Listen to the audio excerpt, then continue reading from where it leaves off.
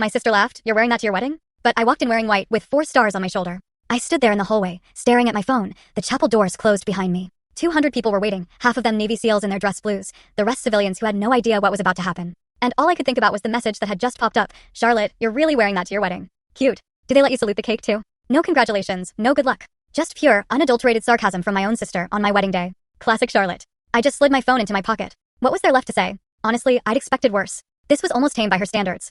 I adjusted the cuffs of my crisp white uniform, the 4 stars on my shoulder feeling heavier than usual. This wasn't a war room. I was walking down an aisle. To my left and right stood Hill and Torres, 2 men who'd been through hell and back with me. They weren't groomsmen. They just showed up and said, "Ma'am, we're walking you in." No arguments. Torres, with his prosthetic leg, still outran most guys in morning PT. Hill once pulled me from a chopper crash in Kandahar with a dislocated arm. They flanked me like it was a battlefield, because in a way, it was. Just not the kind we trained for. Miles, my fiancé, was inside, probably calm as ever. That man could read disaster scenarios like bedtime stories and still sleep like a rock. He was a civilian analyst, quiet but brilliant, and he just got me. He never told me to tone it down, never asked if I'd consider a simple dress. He just said, wear what feels honest. So I did. The wedding was supposed to be small, just us, the chaplain, a few friends, and some of my team. I didn't send out 200 invitations. They just showed up. Silent, respectful arrivals in black cars, boots polished like mirrors. Briggs from my Yemen unit nodded at me earlier and said, "You walked us through hell. We're not letting you walk down that aisle alone." I don't cry easily, but that one hit different. It's strange, standing still in a hallway, when you've led missions, survived ambushes, flown into combat zones. This should have been easy.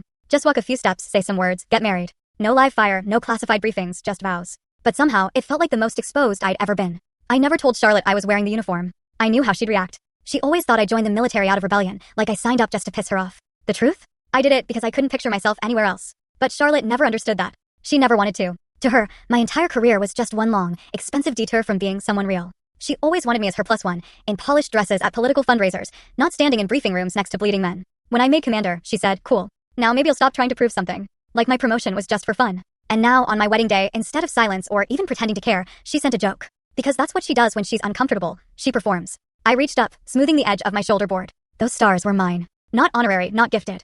I earned every last one. I'd worn them in war rooms and during base lockdowns, but today, I wore them for love. A voice in my earpiece, the chaplain's, "We're ready for you, Admiral." Hill and Torres turned their heads slightly. They didn't speak. They didn't need to. My heels clicked against the tile as I stepped forward. The weight in my chest wasn't nerves. It was 20 years of service, 2 decades of silence from my own sister, and a room full of men who had every reason not to be here, but came anyway. I passed the chapel threshold. The air inside was still. Then I heard it, one voice. Firm. Admiral on deck. Every single man in uniform stood.